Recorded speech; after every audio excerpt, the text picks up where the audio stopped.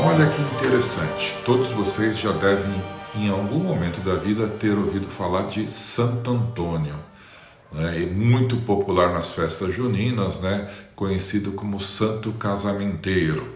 Pois é, o que talvez muita gente não saiba é que Santo Antônio foi um franciscano, inclusive contemporâneo de Francisco.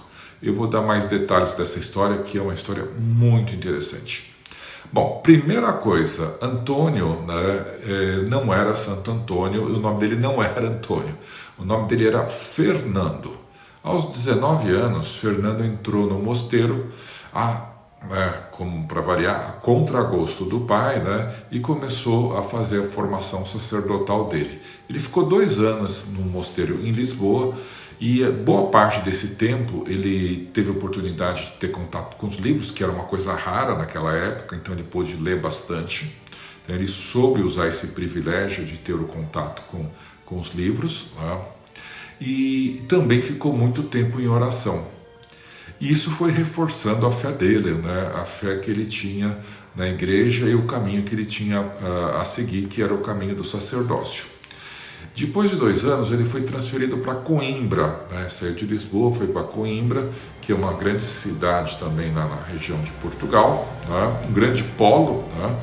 E ele entrou também em um convento, e nesse convento ele se ordenou sacerdote. E ele continuou, né, estudando bastante, orando, e ele começou a desenvolver um dom que era justamente o dom da pregação.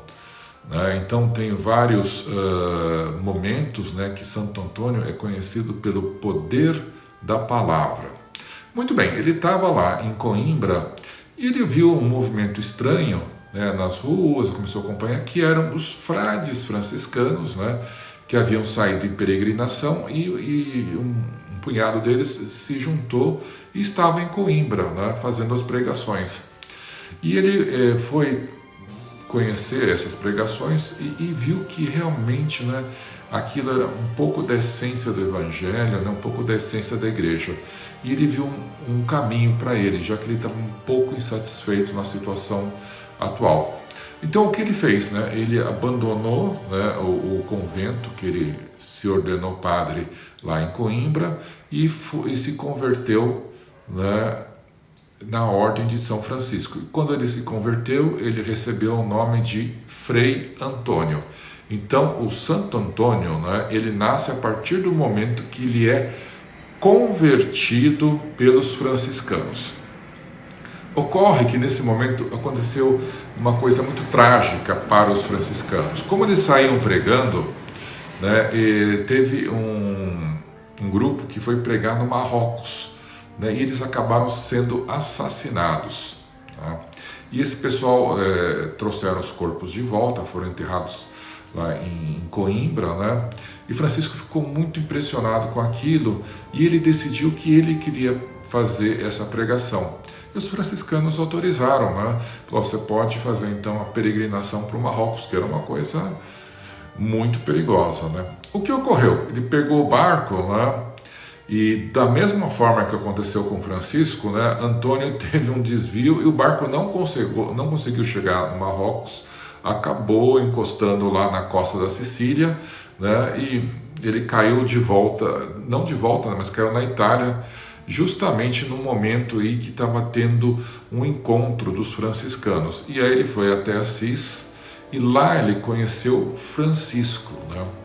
E tem alguns momentos, né, muito relevantes nesse período, e um desses momentos é que quando eles precisavam fazer um pequeno, na igreja local, um pequeno sermão, eles não tinham uma pessoa disponível. E sabendo, né, que que Antônio era uma pessoa que tinha o dom da palavra, né, que sabia se expressar muito bem, pediram para ele fazer esse sermão. Ele ficou meio receoso, mas ele foi lá e fez esse sermão. Bom, a questão é que ele começou a ser reconhecido pelos outros freis, né, como uma pessoa que tinha um bom conhecimento, né, da religião, né, do Evangelho, e muitos dos freis que se juntavam a Francisco não tinham esse conhecimento. Então foi discutido com Francisco, foi levado para ele a possibilidade de Antônio ensinar os outros freis. E Antônio aprovou, e Francisco aprovou. E ele escreveu um bilhete muito interessante que eu vou ler para vocês.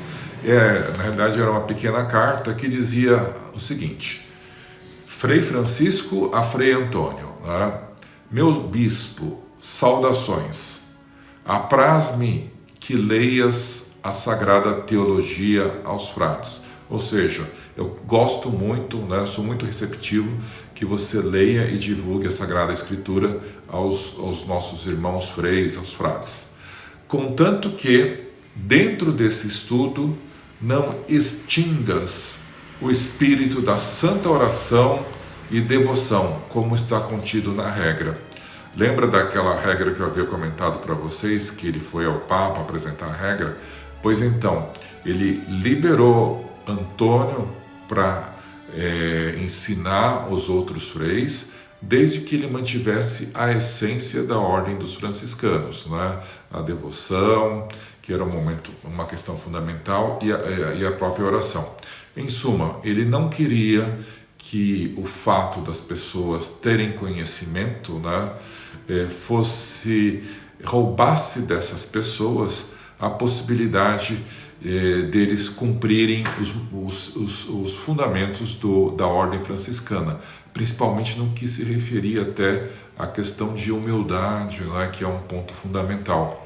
Ou seja, ele não queria que esse conhecimento tirasse dos freis a oração, a devoção, a humildade, ou seja, tudo aquilo que pregava o Evangelho.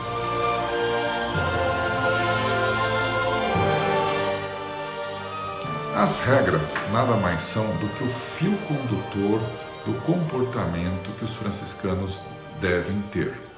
A primeira regra, vocês devem se lembrar que até o Francisco, né, depois daquele recolhimento que ele teve, ele resolveu ir para Roma, no Vaticano, né? Ela foi escrita em 1209, inclusive com o apoio do Pedro Catani, que sabia escrever bem, que era um advogado na época, né?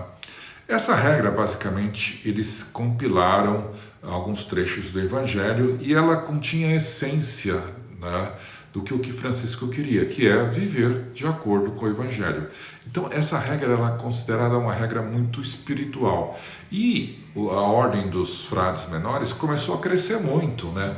Tinha muita gente que precisava de uma nova regra e principalmente de uma nova organização.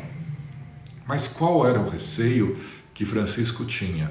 Era justamente que com essa mudança na regra perdesse a essência de tudo aquilo que ele queria quando escreveu a primeira regra. Pois bem, ele estava nesse dilema, mas ele tinha dois amigos muito próximos, dois frades, que é o Frei Leão e o Frei Elias, né, que perceberam essa angústia de Francisco. E os dois foram conversar com Clara, que morava em São Damião. E eles conversando com Clara, Clara pediu para que eles falassem com Francisco, para que Francisco viesse conversar com ela. E eles foram, né? Falaram para o Francisco, e Francisco foi falar com a Clara. E ficaram conversando, né? Muito tempo, ficaram discutindo, e Clara percebeu a angústia que Francisco tinha em relação a redigir essa nova regra, né, e por alguma razão essa regra fugir daquilo que era a essência da ordem, né, dos franciscanos. Bom, o interessante dessa conversa de Clara com Francisco foi que Francisco saiu resoluto, né, saiu mais confortável em função de uma frase que a Clara falou, né? E a frase que a Clara falou foi o seguinte, nem frase, né? 2 palavras, Deus é e basta, né? Ou seja, essa frase, Deus é e basta, foi um insight para o Francisco, né? Começar a escrever a nova regra e passar para um outro nível, né, a própria ordem que ele tinha criado. E ele se refugiou, né, aí não foi uma coisa muito simples, né, teve um período aí que ele também, né, continuou ainda com as suas dúvidas, mas se encaminhou para estabelecer essa nova regra. E o tutor dele, né, que foi nomeado tutor, o cardeal Ugolino, era uma das pessoas que apoiava também a elaboração dessa nova regra, justamente pelo crescimento da ordem dos franciscanos. Ela se expandiu de forma muito rápida e teria realmente que ter uma organização. E isso, em 1223, ele concluiu, né, essa nova regra. E no dia 29 de novembro de 1223, essa regra foi promulgada pelo Papa, né? Ou seja, foi oficializada. E aí eles tinham uma nova regra, e vocês, quem se interessar por ler um pouco mais de Francisco, sempre vai ouvir falar das regras, né? Então ele continha aí toda uma nova estrutura, mas Francisco, à medida do possível, conseguiu preservar a sua essência.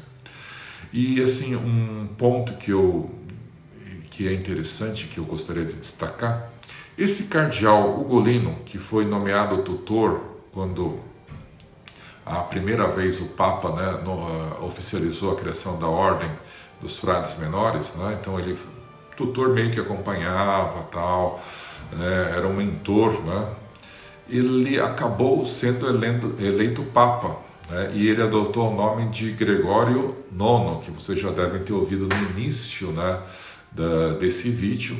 E Gregório IX, né, que acompanhou grande parte de Francisco, da vida de Francisco, nomeou o Tomás de Celano para escrever a biografia. Então a gente vê que tem uma questão muito forte, né, porque o que veio a se tornar Papa, o Gregório IX, foi na verdade tutor, e ele acompanhou todos os movimentos, né, e tudo que ocorreu com o crescimento da ordem franciscana. Muito bom, vamos seguir agora com um ponto muito interessante.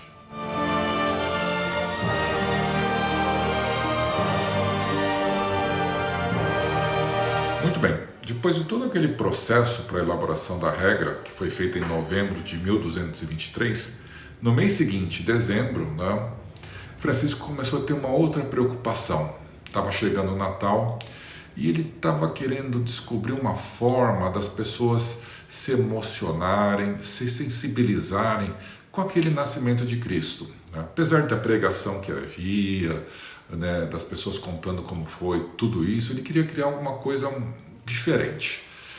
E ele estava passando pela cidade de Grécio, né, e ele teve uma ideia. Aí ele procurou um amigo dele, né, que eu vou até ler o nome aqui em italiano, que é o Giovanni Velitta, né, e junto com esse amigo eles foram em uma gruta e eles começaram a montar o que seria o presépio. Então ele encomendou o amigo dele, pediu para trazer um boi, um jumento, né, fez um pequeno estábulo, né, trouxe pessoas, um casal da região com uma criança, fantasiou outras pessoas de reis magos, enfim, ele criou, né, um espaço, né, uma figuração do nascimento de Cristo. E as pessoas vinham ver aquele evento, né, aquela réplica, né, do nascimento de Cristo, e se emocionavam muito, e muitas delas puderam, nesse momento que elas viram esse presépio, compreender, né, toda a grandeza que envolveu, né, a vinda de Cristo. Então a gente pode falar muito claramente que outro ponto de Francisco, né, é que ele foi o inventor do presépio. Então, da mesma forma que todo ano a gente comemora Santo Antônio, né, faz a festa, né, quando a gente monta o presépio, a gente está fazendo, né, um mesmo movimento, a mesma ação que Francisco fez lá no Natal de 1223, quando ele criou o primeiro presépio.